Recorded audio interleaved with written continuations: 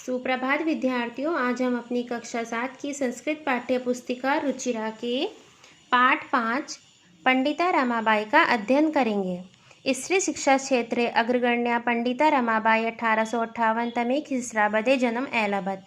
सन 1858 में पंडिता रमाबाई का जन्म हुआ, जो कि स्त्री की शिक्षा में सबसे आगे थी। तस्य पिता अनंत शास्त्री डोंगरे, माता जय लक्ष्मीबाई आसाम। उनके पिता का नाम अनंत शास्त्री डोंगरे व माता का नाम लक्ष्मीबाई था।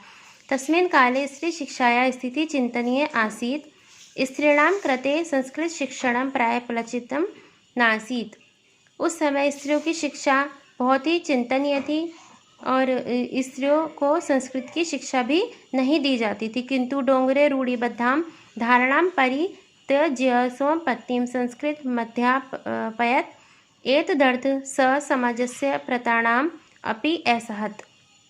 किंतु डोंगरे, जो कि रमाबाई के पिता थे, उन्होंने रूढ़ियों की धारणा का परित्याग करके अपनी पत्नी को संस्कृत की शिक्षा दिलाई और समाज की प्रताड़ना को सहन किया। अनंतर रमा अपि स्वमातु संस्कृत शिक्षा प्राप्तवती। इस तरह रमा ने भी अपनी माता से संस्कृत की शिक्षा प्राप्त की।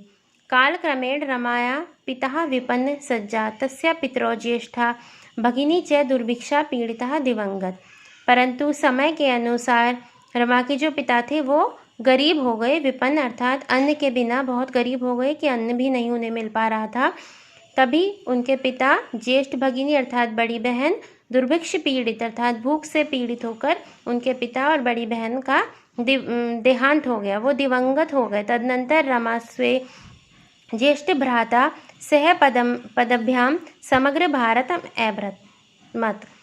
उसके बाद रमा ने अपने ज्येष्ठ भ्राता अर्थात बड़े भाई के साथ पैदल ही संपूर्ण भारत की यात्रा की। तदनंतर रमा भ्रमण क्रमे सा कोलकाता प्राप्ता। घूमते घूमते वह कोलकाता पहुंची। संस्कृत वैदुष्यणेन सा तत्र पंडिता सरस्वती चेती उपाधिभ्याम विभूषिता। वहाँ पर संस्कृत के वेदों के कारण उन्हें पंडिता और सरस्वती की उपाधि से विभूषित किया गया।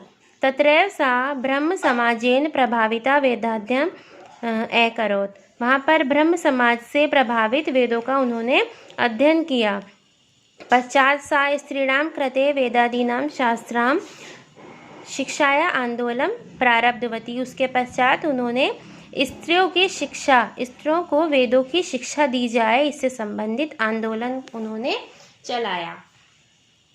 1880 तमे ख्रिस्ताब्दे सा विपिन बिहारी दासेन से बांकीपुर न्यायालय विवाहम् अकरोत्। साधैक वर्षात् अनंतरम तस्या पति दिवंगत। सन 1880 में विपिन बिहारी दासेन के साथ बांकीपुर न्यायालय में उनका विवाह हो गया।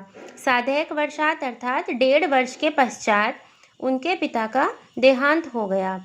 तदनंतर सा पुत्रया मनोरमा सह जन्मभूमि महाराष्ट्र प्रत्यागच्छत्। उसके बाद वे अपनी पुत्री मनोरमा के साथ जन्मभूमि महाराष्ट्र में वापस आ गई। नारीणां सम्मानाय शिक्षाया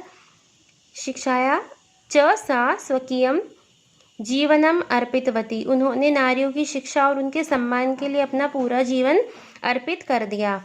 हंटर शिक्षा आयोगस्य समक्ष नारी शिक्षा विषये स्वमतं प्रस्तुतवती। उन्होंने हंटर शिक्षा आयोग के समक्ष भी नारी की शिक्षा का विषय स्वयं ही प्रस्तुत किया। सा उच्च शिक्षार्थम इंग्लैंड देशं गतवती। तत्र ईसाई धर्मस्य स्त्री विषयक उत्तम विचारः प्रभावती जाता। वह उच्च शिक्षा प्राप्त करने के लिए इंग्लैंड गई और वहाँ ईसाई धर्म के इस विषयों के उत्तम विचारों को सुनकर प्रभावित हुई।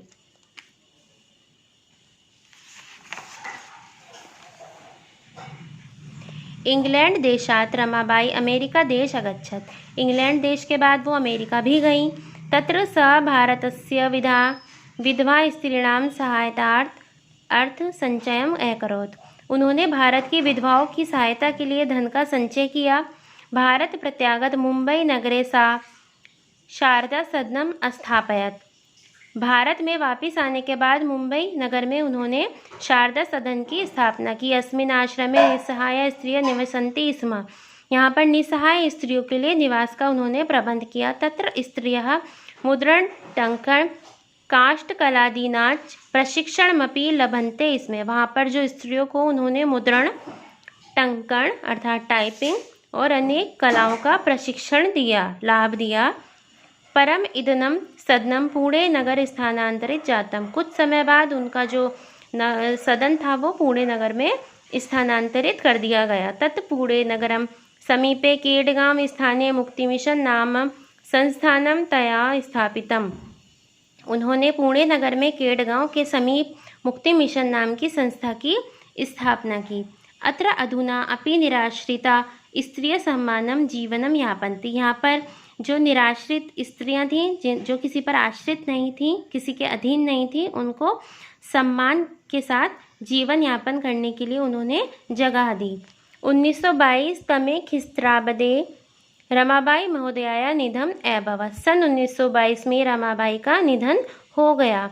स देश विदेशानाम अनेकासु भाषासु निपुणा आसीत्, वे देश विदेश की अनेक भाषाओं में निपुण थीं।